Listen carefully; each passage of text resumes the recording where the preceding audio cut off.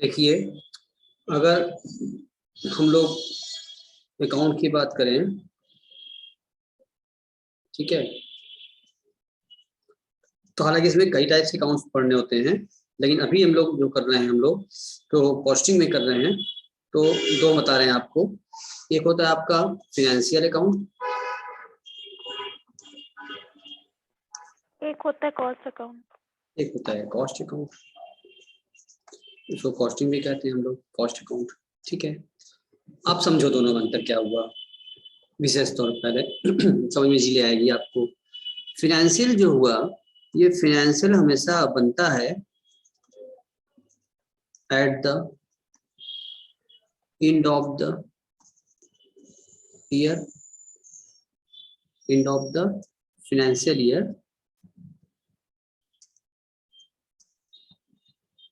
ठीक, कॉस्ट कौन बनता है? ये बनता है at the beginning of the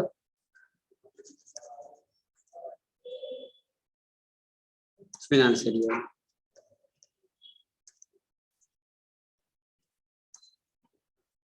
ठीक, मतलब आप जैसे ट्रेडिंग पीएल बनाते हैं हम लोग, प्रॉफिट लॉस अकाउंट बनाते हैं कब? At the end of the year में, हर साल 31 मार्च को। लेकिन कॉस्ट अकाउंट में क्या होता है? ये स्टार्टिंग में ही बना लिया जाता है। ठीक है, अब कैसे बनता है सर, ये ध्यान दीजिए। ये जो बनाते हैं हम लोग, ये बनाते हैं एक्चुअल डाटा पर। ठीक, कि हमने एक्चुअली क्या किया है, कितना कमाया, कितना कमाया, परचेस सेल क्या था, एक्सपेंसेस क्या था, सब एक्चुअल बेसिस पर। ठीक है, और ये जो बनता है, मेरे साथ साथ आप लोग बना नहीं बना रहे हैं, ये जो बनता है नोट करते हैं मेरे साथ साथ, ये जो बनाते हैं कॉस्टिंग का, ये बनाते हैं एस्टिमेटेड डाटा। इसका होता है मतलब एस्टिमेटेड बेसिस पर इसको बनाते हैं। लास्ट ईयर्स के एक्सपीरियंस के आधार पर हम लोग एस्टिमेट कर लेते हैं कि कितना खर्चा या कितना एक्सपेंसेस है, कितने परचेज होंगे, सेल होंगे, कितना प्रोडक्शन करना है, बनाना है, ये सब होता है। ठीक है, तो यानी कि इसमें भी क्या है कि इस बनाने पर इस पर क्या मिलता है हम लोगों को? प्रॉफिट लॉस मिलता है, और इसके बनाने पर भी क्या मिलता है हम लोगों को? प्रॉफिट लॉस यहाँ भी मिलता है। ठीक है ना, प्रॉफिट होगा या लॉस होगा, तो जाहिर सी बात है इन दोनों के प्रॉफिट लॉस के आपस में क्या होगा? डिफरेंस तो होगा ही होगा। ठीक है ना, क्योंकि ये एक्चुअल बेसिस पे बना हुआ है, इसमें समथिंग प्रॉफिट लॉस आएगा, और ये एस्टिमेट पे बना था, मतलब शुरू में ही बना लिया था हम लोगों ने, एक सोच लिया था इतना माल बनाना है, इतना प्रोडक्शन तैयार करना है, इतना सेल होगा, इतनी प्रॉफिट होगी, मतलब ये सोचे थे, एस्टिमेट बेसिस पे एस्टिमेट किए थे, और ये साल जब बीता तो एक्चुअल में मिल गया। तो क्या जो सोचे होते हैं क्या वही बराबर हो जाता है? ये दोनों बराबर हो जाएंगे, मैच हो जाएंगे, दोनों पीएल अलग अलग रहेंगे? क्या सोचा हुआ कभी पूरा होता है 100%? थोड़ा बहुत वेरी होता है। नो सर, सर डिफरेंस आएगा थोड़ा बहुत। डिफरेंस तो आएगा ही। ठीक है, एस्टिमेट किया हमने, एकदम नहीं, पूरा एग्जैक्ट नहीं हो पाएगा, लेकिन हाँ लमसम उसके एक नियर अबाउट मिलेगा। ठीक है, तो इसका मतलब ये होता है क्या कि इसमें क्या बोलते हैं कि अब हमें क्या करना होता है, बाद में डिसाइड करते हैं, यहाँ पर इसको रिकॉन्साइल करते हैं, यानी कि इसके प्रॉफिट को इसके प्रॉफिट से हम क्या करते हैं? कंपेयर। इन दोनों प्रॉफिट को हम क्या करते हैं? कंपेयर करते हैं। ठीक है, और कंपेयर करके रिजल्ट निकलता है, उसको बोलते हैं रिकॉन्सिलेशन। इसका हम एक के बनाते हैं रिकॉन्सिलेशन स्टेटमेंट। सर ये जो एक 11th में चैप्टर था बीआरएस करके, उसकी तरह है क्या? वहां भी था बीआरएस पे, तो वहां पर कैशबुक और पासबुक में आप रिकॉन्साइल करते रहे, और वही काम यहाँ करना है हमको, फाइनेंशियल और कॉस्ट में रिकॉन्साइल करना है, कुछ उस थीम आपको वही मिलेगा। ठीक, यहाँ भी कंपेयर करना होगा कि आखिर डिफरेंस जो प्रॉफिट का आ रहा है, वो प्रॉफिट का डिफरेंस क्यों आ रहा है, ये इसको फट से बना लीजिए, तो फिर आगे बढ़े हम।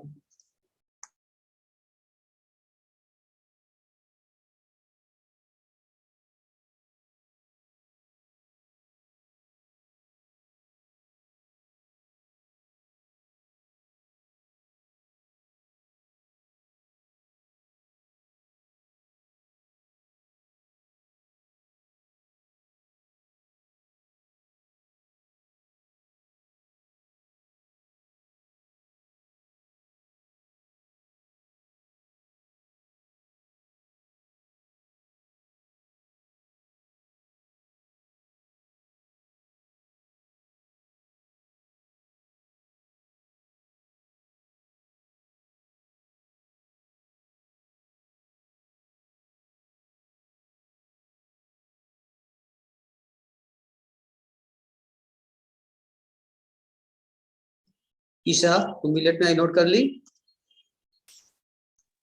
स्क्रीनशॉट ले रही है। चलो तो ये बात समझ लिया हम लोगों ने। अब कॉस्ट डाटा को और फाइनेंशियल डाटा को हम लोग कंपेयर करेंगे और वजह निकालेंगे कि क्या दिक्कत आई थी जिसकी वजह से हमको ये काम करना पड़ा। यानी कॉस्टिंग में हम सिर्फ एस्टिमेशन करते हैं हम लोग, जिसमें हम लोग कॉस्ट शीट वाला चैप्टर हम लोग पढ़ चुके थे, जिसमें कॉस्ट शीट हमने बताया था आपको कि कॉस्ट शीट कैसे बनता है, याद आ रहा होगा आप लोगों को ना। तो उस कॉस्ट शीट से पीएल निकलता है लास्ट फाइनली आकर के हम लोगों को, तो उस कॉस्ट शीट वाले पीएल डाटा से फिर यहाँ पर हम लोग कवर किए थे हम लोग।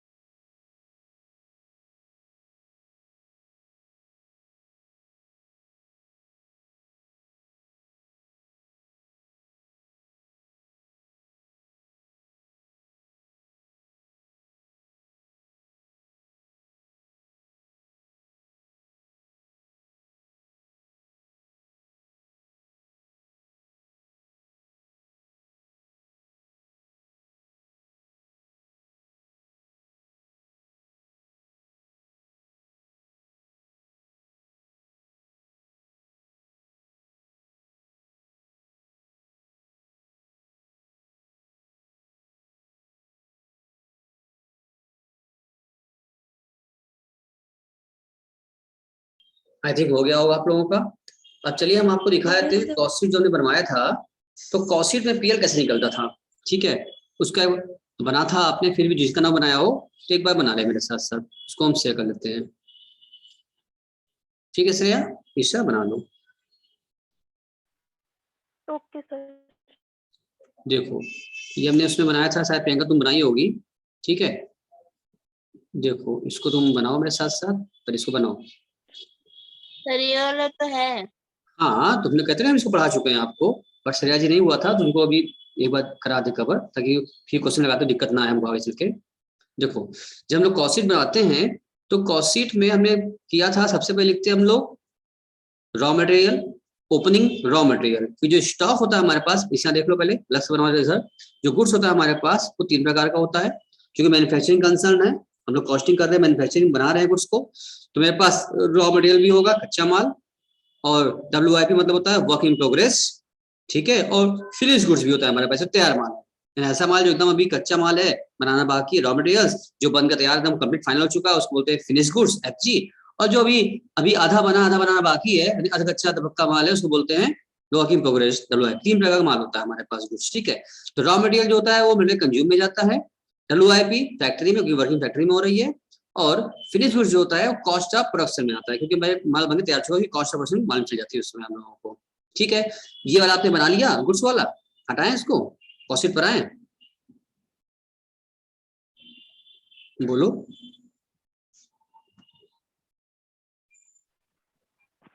Yes sir. चलिए तो अब इसके बाद इधर आइए, कॉस्ट शीट पर आए, तो कॉस्ट शीट बनाना होगा आपको, उसमें हम लोग लिखते हैं पहले ओपनिंग ऑफ रॉ मटेरियल, जितना ओपनिंग था उसमें ऐड करते हैं हम लोग परचेज ऑफ रॉ मटेरियल, तो हमने इस साल परचेज किया है, तो परचेज का मतलब सब एस्टिमेट बन रहा है कितना हमें परचेज करना है। उसके बाद कोई क्लोजिंग है तो क्लोजिंग को आप लेस कर लीजिए, ठीक है। तो आपके पास क्या आता है, रॉ मटेरियल कंज्यूम आ जाता है। इसमें भी अगर मान लीजिए कोई आपका रॉ मटेरियल आपने वापस कर दिया, रिटर्न कर दिया, उसको भी लेस कर देते हैं, कोई लॉस हो गया है रिटर्न कर, उसको लेस कर देते हैं, ठीक है। तो आगे मेरे पास रॉ मटेरियल कंज्यूम, मैंने ओपनिंग प्लस परचेज में क्लोजिंग किया तो मिल गया हमको रॉ मटेरियल कंज्यूम, ये इतना माल बनाने में कितना माल हमारा रॉ मटेरियल यूज किया, हमने कंज्यूम किया, कंज्यूम आ गया, उसको बाहर निकालिए। अब उसके बाद उसमें ऐड करते हैं हम लोग डायरेक्ट लेबर, डायरेक्ट लेबर और डायरेक्ट एक्सपेंसेस को ऐड करते हैं, तो आता है मेरा प्राइम कॉस्ट। प्राइम का मतलब पहली लागत, स्टार्टिंग लागत में आती है लागत कि मेरी कॉस्ट ये प्राइम की आ गई, इतना खर्चा हुआ, ये हेडिंग है, मतलब ये फॉर्मेट समझ लो कॉस्ट का। फिर उसके बाद हम इसमें क्या करते हैं, फैक्ट्री ओवरहेड ऐड करते हैं, यानी फैक्ट्री में जितना भी खर्चा हुआ है फैक्ट्री से रिगार्डिंग सारे फैक्ट्री एक्सपेंसेस को ऐड कर दीजिए फैक्ट्री ओवरहेड नाम पर। तो जोड़ने पर आए, इसको जोड़ेंगे तो आएगा मेरे सामने वर्क कॉस्ट आएगी, ठीक है, इसका नाम होता है वर्क कॉस्ट। अब इस वर्क कॉस्ट में हम जोड़ते हैं, ऐड करते हैं ऑफिस ओवरहेड, जब ऑफिस सारा खर्चा हम जोड़ लेंगे तो मेरा आता है जो फाइनल वैल्यू, उसको बोलते हैं कॉस्ट ऑफ प्रोडक्शन, ठीक है।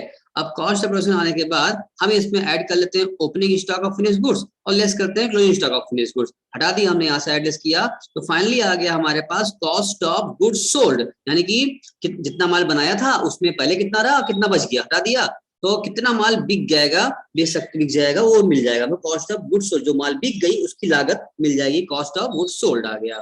अब चूंकि सेल वाला गुड्स आ गया है तो उसमें ऐड कर लिया सेलिंग खर्चा, कि सेलिंग खर्चा सिर्फ और सिर्फ सेल पर ऐड किया जाता है, तो सेलिंग खर्चा सेलिंग में ऐड कर दिया तो मेरा आ गया कॉस्ट ऑफ सेल।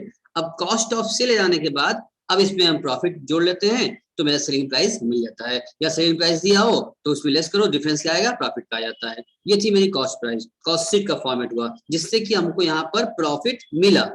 जबकि आप फाइनल अकाउंट जब आप पढ़े होंगे तो बताइए होगा आपको, जब ट्रेडिंग अकाउंट प्रॉफिट अकाउंट बनाते हैं तो उसमें भी नेट प्रॉफिट आती है आपकी, उसमें फॉर्मेट दूसरा है ट्रेडिंग पीएल का, वो तो आपको अच्छे पता ही आप लोगों को, प्रेस किए आप लोग। कॉस्टिंग और फॉर्मेट हम दिखा दिया, इस तरीके से कॉस्ट की प्रॉफिट आ जाती है, ठीक है ना। कॉस्टिंग मिल गया हम लोगों को इस तरह से काम करके। चलिए तुमने पूरा बना लिया, हटाएं इसको के बाद फिर ऊपर करें, बोलो। सर ये मुझे पता है कैसे। आवाज नहीं आ रही आपकी, अगर नहीं बनाया स्क्रीनशॉट ले लीजिए आप, अब फिर नोट कर लीजिएगा, 2 बार ले लीजिए, अभी इतना ले लीजिए, इसके बाद फिर फैक्ट्री के बाद से नीचे का दोबारा ले लीजिए अपना आप। हो गया, हटाएं। सर ले लिया। ठीक है चलिए, यस सर। ये कॉस्टिंग का फॉर्मेट मेरा हो चुका है। कॉस्टिंग में 2 चैप्टर था, यूनिट आउटपुट 1, यूनिट आउटपुट 2, दोनों में कवर कर लिया था। क्वेश्चन में लगाया था, क्यों प्रियंका जी लगाई थी ना आप लोग, सब लोग मिलके। Yes sir. चलिए उसके बाद आपका चैप्टर है, आपके सामने आता है रिकॉन्सिलिएशन का चैप्टर आता है, यानी कि हमने उसमें कंपेयर करना होता है, जो भी आपने नोट्स में भी दिखाया आपने कि कैसे क्या कंपेयर करेंगे कॉस्टिंग की प्रॉफिट और फिनेंशियल की प्रॉफिट का हम कंपैरिजन करेंगे, उसे बनाते हैं रिकॉन्सिलिएशन स्टेटमेंट, मैच कर जाता है हम लोग का, हाँ क्या वजह थी, क्यों डिफरेंस आया, ताकि आगे से एक्शन हम ले सकें।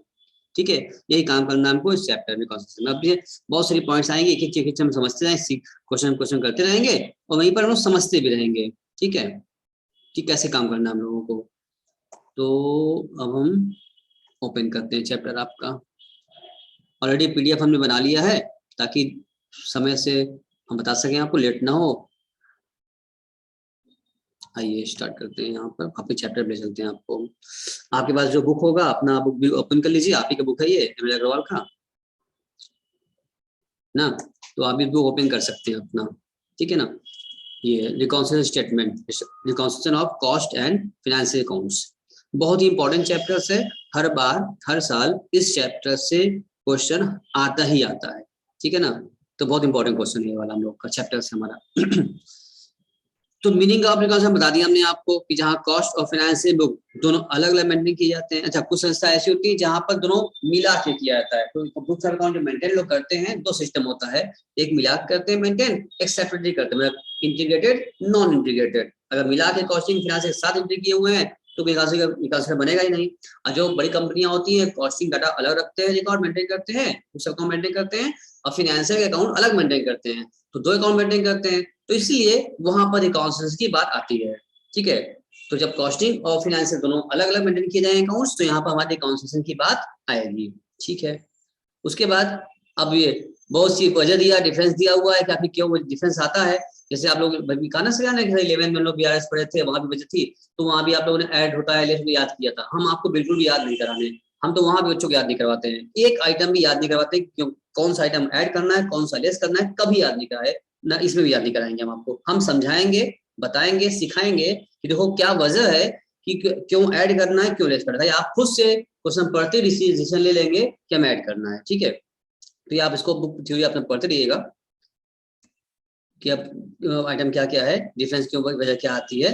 बट हम जब करें, हम सिखाने जा रहे हैं तरीका अपना सिस्टम, उसमें आपको याद नहीं कराएंगे, हम आपको समझा देंगे कि सिस्टम क्या होता है, लॉसेस वगैरह कैसे ऐड होते हैं, कैसे लेस होते हैं, प्रॉफिट क्यों बदलता है, ठीक है।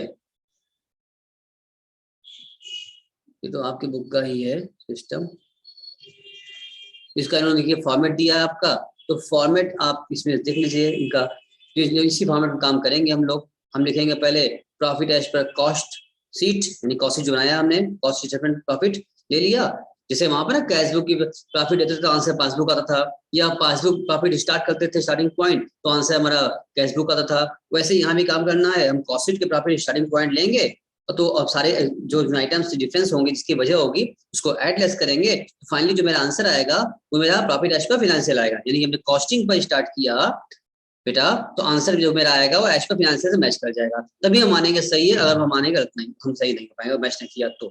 ठीक है, अब जितने आइटम इसमें दिए हुए हैं, एक्सपेंसेस, ओवर चार्ज है, ओवर, ये सारा आइटम आपको याद नहीं करना है, कितने आइटम ऐड होंगे लेस होंगे वो हम समझाएंगे, अभी बता दें आपको, हम क्वेश्चन चले बताते हैं, समझाते हैं। एक एक बार में आपको समझ में आ जाएगा कि एक भी आइटम याद नहीं करना पड़ेगा। भाई एग्जाम में कुछ भी पूछ देगा, कुछ नया आइटम आ गया तो कितना याद करेंगे आप, याद नहीं करना है।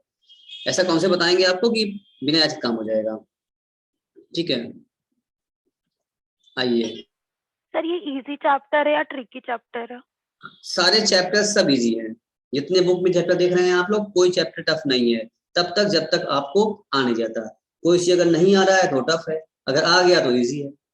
तो सारे चैप्टर हमारे समझ से इजी है, क्योंकि सारी चीजें हम इस तरह हम बताएंगे आपको कि एक बार में आपको आ भी जाएगा, तुरंत आ जाएगा समझ में कि आज इसका सिस्टम क्या है और कैसे करना। आप करना भी स्टार्ट कर देंगे, लगाना देंगे आप, इजीली आप लगा भी लेंगे। इसका मतलब क्या हो गया, आपको कोई दिक्कत होगी नहीं, आपको सब इजी होगा।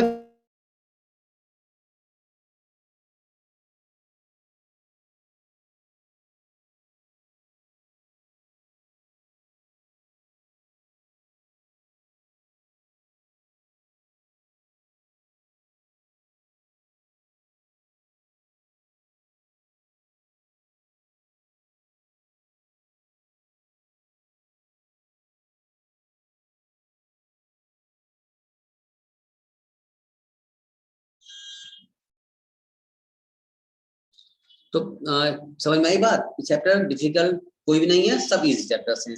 हालांकि लोग इसको जो बच्चे इसको याद करते हैं आइटम उनके लिए बहुत डिफिकल्ट चैप्टर होता है। जो बच्चे तो बीआरएस से पसंद जाते हैं, बीआरएस का अच्छा डिफिकल्ट होता है उनके लिए, आंसर नहीं आता, एक बार में पता पकड़ लेते हैं। लेकिन जब आप एक एक बार में आंसर हो जाएगा, याद भी नहीं करना पड़ेगा, जल्दी लगेगा तो आपको खुद कहेगी कि आंसर इजी है ये। तो ये अभी ये सवाल जो आपने किया है ना, कौन किया है, श्रेया पूछी है कि प्रियंका, कौन बोला है ये सवाल? सर मैं जो भी पूछा है, श्रेया। याद रखिएगा। अभी हम बस कुछ जब बहुत जल्दी चैप्टर मेरा होने वाला है कवर, तो एक ही 2 दिन क्लास अभी लेंगे। उसके बाद जब कुछ क्वेश्चन हमारे जब लग जाएंगे तो हम आप ही से फिर पूछेंगे ये सवाल कि अब ये बताइए कि आप ही बताइए कि आपको इजी लग रहा है कि टफ लग रहा है। इसका जवाब जो है ना आप वहीं से हम लेंगे, हम क्या बताएं, हमारे सब आसान है ही हमारे लिए, हमको क्या दिक्कत है, हमको टफ नहीं है। तो जब आपको आसान, सर जब आप ऐसा बोल रहे हैं तो मतलब मेरा भी 2 दिन बाद ये आंसर रहेगा कि बहुत इजी चैप्टर है। हाँ तो वही तो कह रहे हैं कि हम ऐसा ही बोलेंगे ना कि बस 2-3 दिन के बाद हम आपसे यही आप ही का सवाल हम आपसे फिर वापस पूछेंगे कि बताइए कि चैप्टर इजी है कि डिफिकल्ट है, तो आप खुद ही हमको जवाब दे देंगे। तो आपको उस समय जो जवाब होगा ना वो बहुत सेटिस्फैक्टरी जवाब होगा और आपको अच्छी वाली फीलिंग भी आएगी उस समय जवाब देने में। तो पहले बोलना बेकार है, चीजों को पहले कर लिया जाए और करके बोले ताकि जवाब भी मेरा ठोस बने कि हाँ बोलने में भी अच्छा लगे, सुनने में भी अच्छा लगे और मजा भी आए, तब अच्छा रहेगा। पढ़ने का मतलब निकलेगा कुछ, हम लोग सीख रहे हैं, इतनी मेहनत कर रहे हैं तो क्या मतलब है कि हम जो सीख रहे हैं वो हमारे लिए सबके लिए इजी हो।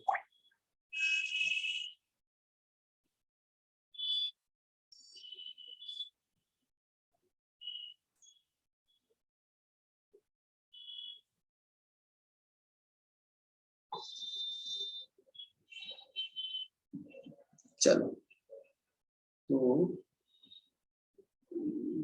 बाकी लोग अभी सोए हैं।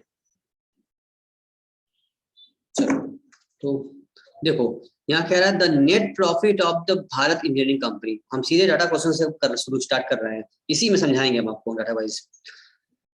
भारत इंजीनियरिंग कंपनी अपीयर्ड लिखा है as 1,20,755 as per financial record of the year in 31st March 2015.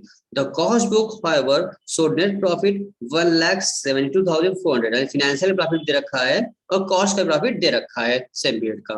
ठीक है, और दोनों के डिफरेंस करने पर मालूम चला, स्क्रूटनी की गई तो क्या अंतर था, क्यों अंतर की वजह बताई जा रही है। कह रहा है work overhead under recovered in cost 3120 रुपए का। यानी कि अब देखो इन कॉस्ट है, वर्क जो है वर्क ओवरहेड क्या किया गया है, अंडर रिकवर्ड है, यानी कि जो हमने एक्सपेंस किया था वो रिकवरी वहां से कम हो पाई, ठीक है। और एडमिनिस्ट्रेशन ओवरहेड रिकवर किया, इन एक्सेस हो गया। अभी डायग्राम चलते हैं बोर्ड पर, वहां दिखाते हैं कि कैसे अंडर होता है कैसे ओवर होता है, ये पढ़ लें। और डेप्रिसिएशन दिया, रिकवर किया इन कॉस्ट में 12,500 और डेप्रिसिएशन चार्ज किया गया है फाइनेंशियल अकाउंट्स में 11,200। तो तुमको यहाँ दिख रहा होगा ना कि देखो डेप्रिसिएशन कॉस्ट में लगा 12,500 और फाइनेंशियल में लगा है अकाउंट में 11,200 लगा है, ठीक है। अब ये डिपेंड करता है कि हमको क्या करना है, कि दोनों डिफरेंस क्या कहाँ शुरुआत कर रहे हैं, ठीक। फिर आपसे कह रहा है interest on investment not include in cost, cost में नहीं लिखा गया, वहां लिखा, ये सब वजह है जिसकी वजह डिफरेंस आ रहा है। लॉस भी जो है due to obsolescence of financial accounts में, ठीक है। और इनकम टैक्स भी प्रोवाइड फाइनेंशियल होता है, कॉस्टिंग में होता नहीं है। ये bank interest transfer fees financial में होगा, कॉस्टिंग में होगा, इसके वजह फर्क आ रहा है। ये सब फर्क निकाल करके आपको दे दिया है, तो हमको देखना है हमको शुरुआत कहाँ से करनी है सर। आइए चलते हैं पहले बोर्ड पर, आपको कुछ कॉन्सेप्ट बता दें पहले इसका, की वजह दिख गया हमको, क्वेश्चन कैसे रहेगा ये भी दिख गया हम लोगों को, तो कुछ हम बता दें पहले आपको। आइए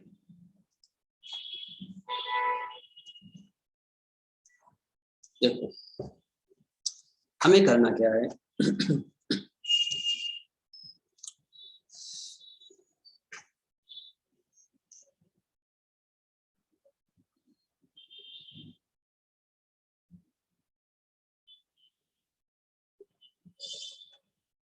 लिखिए, नोट कीजिए मेरे साथ।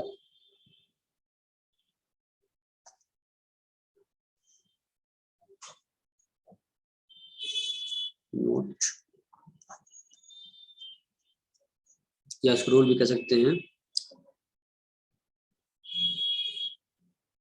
When starting point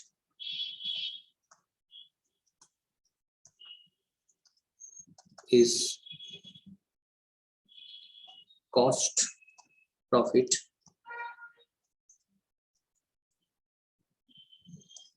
then follow the following rule.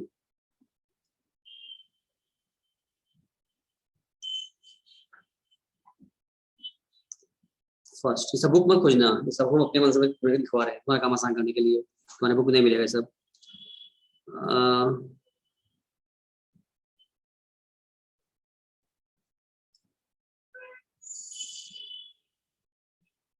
Consider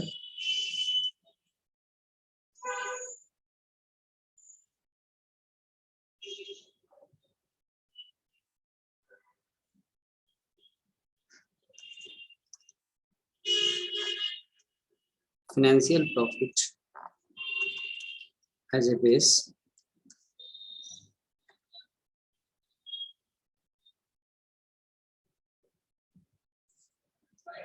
and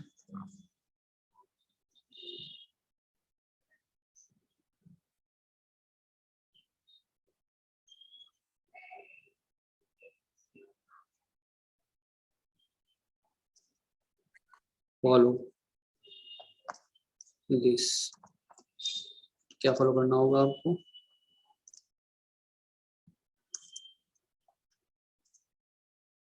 increase then decrease, decrease then decrease। यानी एक छोटा सा हमने फॉर्मूला लिख दिया आपके सामने, इसी बेसिस पर हम पूरा चैप्टर खत्म करेंगे, ठीक है। यानी क्या बोला हमने, अब ये फॉर्मूला समझ लो, इसका रूल समझ लो, चाहे जो समझ लो, इसको आपको याद करना होगा। अब इसको प्रियंका कह रही है सर, इसको याद करने में हमें कल सुबह भोर में उठेंगे 4 बजे और 2 घंटा लटेंगे तब याद हो पाएगा। क्यों प्रियंका? नो सर, ये याद हो गया। अरे वाह, ये तो याद हो गया, तुरंत याद हो गया। ईशा सर क्या है? Increase and increase, decrease and decrease. बस बस बस यही चीज हम समझाना चाह रहे हैं आपको, कुछ नहीं कराना है आपको, बस ये समझना है increase then increase, decrease then decrease. यानी कि जब हम स्टार्टिंग पॉइंट मेरा कॉस्टिंग प्रॉफिट का होगा कि कॉस्टिंग में स्टार्ट करेंगे तो हम कंसीडर करेंगे किसको, कंसीडर करेंगे फाइनेंशियल प्रॉफिट को एज ए बेस, उसको मान लेंगे और बस देखेंगे अगर फाइनेंशियल वाला बढ़ रहा है तो हम भी बढ़ा लेंगे, और फाइनेंशियल वाला घट रहा है तो हम भी घटा लेंगे। हमें सिर्फ और सिर्फ चाहिए होगा इम्पैक्ट ऑन प्रॉफिट, ठीक है ना। यहाँ ध्यान दो, नोट अगला नोट लिखिए, नोट वो हो गया था ना, हटा दिया हमने, फिर लगाए सामने करें, यस सर हो गया। देखिए फिर लिखिए नोट। सर एक बार दिखा दीजिए, सर एक बार दिखा दीजिए। बस यही रूल है हमारे हिसाब से। अब बुक का हम कोई रूल नहीं लेंगे, बुक को तो से मिलेंगे, सिर्फ क्वेश्चन उठाएंगे उनका और सब लगा ओके सर, सारे एग्जांपल हो गया। प्रैक्टिकल दोनों लग जाएंगे हमारे इसी बेसिस पर, यही रूल पर हमारे, ठीक है। देखो तो यहाँ लिखेंगे हम लोग, हमें क्या चाहिए होगा, हमें चाहिए इम्पैक्ट ऑन प्रॉफिट, ठीक है ना। यानी इसका मतलब क्या होता है, profit on cost and financial. हमें कॉस्टिंग और फिनेंशियल के प्रॉफिट पर इम्पैक्ट दिखाना है, न कि आइटम पर, ठीक है ना। डोंट फाइंड इम्पैक्ट, लिखो यहाँ पर अगला note, do not consider impact on item of cost and financial। ये दो बात आपको ध्यान रखना होगा, ठीक है ना। क्या हमने कह दिया कि आपको सिर्फ और सिर्फ कॉस्ट और फिनेंशियल के प्रॉफिट पर इम्पैक्ट आपको ध्यान रखना है, कॉस्ट और फिनेंशियल के प्रॉफिट पर बेटा ध्यान रखना है तुम लोगों को। तुमको बेस बना तुम्हारे लिए, तुम्हारी सोच तैयार कर रहे हैं, कॉन्सेप्ट बना रहे हैं, याद ना करना पड़ेगा। और आपको जो एग्जाम में गलतियां होती हैं वो गलती बचा भी रहे हैं हम आपको। जो आइटम होता है ना, आइटम दोनों के अंदर का, वो आइटम पर कॉस्ट फिनेंशियल का आपको ध्यान कंसीडर नहीं करना है, नॉट, आपको नहीं करना है आइटम वाइज, आपको इम्पैक्ट देखना है प्रॉफिट के ऊपर, ठीक है ना। फॉर एग्जाम्पल जैसे क्वेश्चन में कहा था ना, डेप्रिसिएशन के बारे में एग्जाम लिया जाए, बात करें हम तो कह रहा है वो कॉस्टिंग में, देखो यहाँ पर कॉस्ट एक तरफ है, एक तरफ मान लिया फिनेंशियल है, तुमको धीरे धीरे हम ले चलेंगे ऊपर, ठीक है ना। एक बार वो वाला पेज दिखा दीजिए। लीजिए,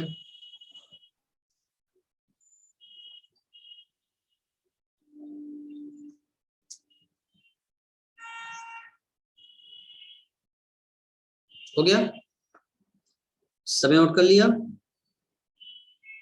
यस चलिए तो देखिए हम क्या बताएंगे, मान लिया इन्होंने कहा था ना कि कॉस्टिंग में इन्होंने डेप्रिसिएशन चार्ज किया है 10,000 रुपए, और फिनेंशियल में इन्होंने डेप्रिसिएशन चार्ज किया है 12,000 रुपए। जस्ट इट्स ओनली एग्जांपल, हम एग्जांपल ले रहे हैं, ठीक है ना, कि इन्होंने इसमें चार्ज करवाया है 10,000 रुपए का, और यहाँ से इन्होंने चार्ज करवा लिया है 12,000 रुपए का डेप्रिसिएशन यहाँ चार्ज करा लिया है इन्होंने, ठीक है भाई, अच्छी बात है। अब हमको जानते हो ये डेप्रिसिएशन अपने आप में ये एक आइटम है, ठीक है ना, तो हमको डेप्रिसिएशन मतलब थोड़ी है, इस पर ध्यान देना है, हमें इसके वजह से इसके प्रॉफिट पर क्या इम्पैक्ट पड़ा ये देखना है, ना कि आइटम वाइज देखना है। तो आइटम देखना नहीं, आइटम डेप्रिसिएशन का हो गया, हमें प्रॉफिट पर इम्पैक्ट देखना है। हम ये कहेंगे कि देखो ये एक एक्सपेंसेस का आइटम है, डेप्रिसिएशन एक एक्सपेंसेस है, जो कि मेरा प्रॉफिट एक्सपेंसेस तौर पर डेबिट किया जाता है दोनों अकाउंट में, जिससे कि हमारी इनकम या प्रॉफिट जो गेन कहते हैं आप घटेगी, आपकी एक्सपेंसेस बढ़ाओगे घटेगा। इसका तुम ये कह सकते हो कि फिनेंशियल में अगर 12,000 चार्ज किया गया है, इसका मतलब 2,000 रुपए अगर डिफरेंस निकाल लिया जाए तो 2,000 रुपए फिनेंशियल में एक्सेस चार्ज किया गया डेप्रिसिएशन, यानी कि यहाँ पर अगर बात किया जाए तो एक्सेस क्या किया गया है, 2,000 रुपए डेप्रिसिएशन का एक्सेस चार्ज कर लिया गया है। इसका मतलब ये होता है जब 2,000 रुपए आप एक्स्ट्रा चार्ज करोगे डेप्रिसिएशन फिनेंशियल में, तो फिनेंशियल की प्रॉफिट क्या हो जाएगी, इसका इम्पैक्ट ऑन प्रॉफिट देखो, इस आइटम पर इस हम कह रहे हैं आइटम का प्रॉफिट पर क्या इम्पैक्ट पड़ेगा फिनेंशियल के। 2,000 रुपए से अधिक बढ़ जाने से हमारा प्रॉफिट घट जाएगा 2,000 से या बढ़ जाएगा, ये बताओ, तो दिमाग चलाओ। एक बार फिर से रिपीट करिए। हम ये कह रहे हैं कि अगर हम अपने फिनेंशियल में 2,000 रुपए से एक्स्ट्रा खर्चा बढ़ा के दिखा दिए हैं, तो हमारी फिनेंशियल की प्रॉफिट 2,000 रुपए से जो मैंने बढ़ाया था, तो प्रॉफिट हमारी घट जाएगी कि बढ़ जाएगी?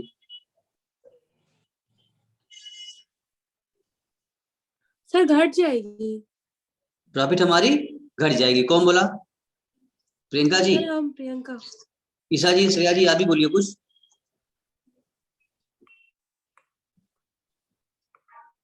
श्रेया बोलो। एक बार फिर से समझाइए।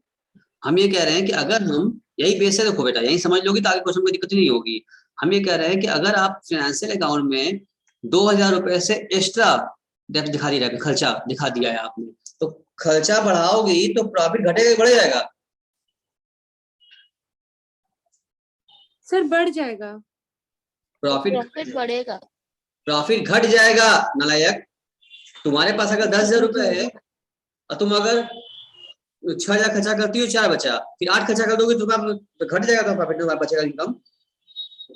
यस सर घट जाएगा। एक्सपेंसेस बढ़ाएंगे तो इनकम घट जाएगी ना।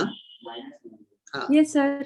इसका मतलब जो फिर हम प्रॉफिट दोबारा होगा सोचते प्रॉफिट क्या हो जाएगी, लेस हो जाएगी इनकी इन कंपेरिजन। भाई अगर हम कॉस्टिंग वाले ने 10,000 रुपये घटाया है एक्सपेंसिव तौर पर, अगर फाइनेंशियल वालों ने 12,000 घटा लिया है, तो इनका और डाउन हो गया ना, खर्चा बढ़ गया। एक्सपेंसेस को बढ़ा दोगे तो इनकम घट जाएगी आपकी। बस समझिए, अगर मान लो कि यहाँ भी कहते हैं ये भी 1 लाख रुपए कमाते हैं और यहाँ ये भी कहते हैं हम कॉस्ट में 1 लाख रुपए कमाते हैं, अब ठीक है, अगर ये 10,000 लेस कर दिए तो इनके हिसाब से प्रॉफिट कितना आएगा, इनका 90 का आना चाहिए। इन्होंने 12 लेस कर दिया, इनके साथ कितना चाहिए प्रॉफिट, 88 आ रहा है। इसका मतलब अब तो तुम्हें फर्क सामने आ गया तुम्हारे कि अगर एक्सपेंसेस ये बढ़ा दिए 2,000 रुपए से, यही वजह है कि 90 से क्या हो गया, 88 हो गया, 2,000 प्रॉफिट में फर्क पड़ गया। यानी एक्सपेंसेस आप बढ़ाओगे तो जितना डिफरेंस आपका एक्सपेंस बढ़ा है उतना ही से प्रॉफिट क्या हो जाएगी, घट जाएगी। अब बात क्लियर हुआ, बात समझ में आया कि दोनों ने 1 लाख कमाया, ठीक है, इन्होंने 10,000 रेवेन्यू चार्ज किया, इन्होंने 12,000 चार्ज कर लिया, तो इनका प्रॉफिट आ रहा है 90,000, इनका 12 से 88 आ रहा है। क्यों इनका 88 आ गया, क्योंकि इन्होंने 2,000 रुपए एक्स्ट्रा बढ़ा के खर्चा चार्ज कर लिया था, तो इनकी प्रॉफिट 2,000 एक्स्ट्रा घट गई, 90 से 88 हो गई, फर्क 2,000 का ही है। आई थिंक अब बात समझ में आ गई होगी कि एक्सपेंसेस से बढ़ेगा तो इनकम घट जाए। Yes sir. अगर मान लो इसी का उल्टा कर दें, मान लेते हैं फाइनेंशियल में इन्होंने डेफिनेट लिखाया होता 8,000 लगाया होता, तो क्या होता, तब इनकी इनकम क्या होती, तो सर प्रॉफिट इनकम होता। बढ़ेगा और इनकम एक्सपेंस मान हो जाती। इसका मतलब क्या हो गया, प्रॉफिट बढ़ जाता। यानी कि एक्सपेंसेस को आप बढ़ाओगे तो इनकम घट जाएगी, प्रॉफिट घट जाएगी, और एक्सपेंसेस को घटाओगे तो इनकम क्या, प्रॉफिट क्या हो जाएगी, बढ़ जाएगी। आई थिंक ये बात आपको अब कॉन्सेप्ट बन गया होगा, आपको समझ में भी आ गया होगा इसका इम्पैक्ट क्या है प्रॉफिट पर। हर आइटम का अपना अपना अलग अलग इम्पैक्ट होगा प्रॉफिट पर, इनकम का भी इम्पैक्ट होगा और एक्सपेंसेस का भी इम्पैक्ट होगा। बात समझ में आ रही है, नहीं समझ में आ रही है, बोलो ना। Yes sir.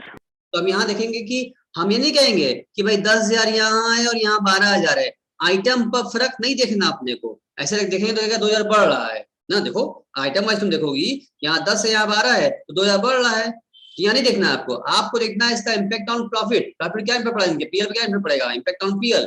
हमने देखा कि इनके 10 बदले 12 है, 2,000 एक्स्ट्रा खर्च था, तो प्रॉफिट पे इम्पैक्ट क्या पड़ा, प्रॉफिट आपका 2,000 रुपए से गिर जाएगा, 88 से।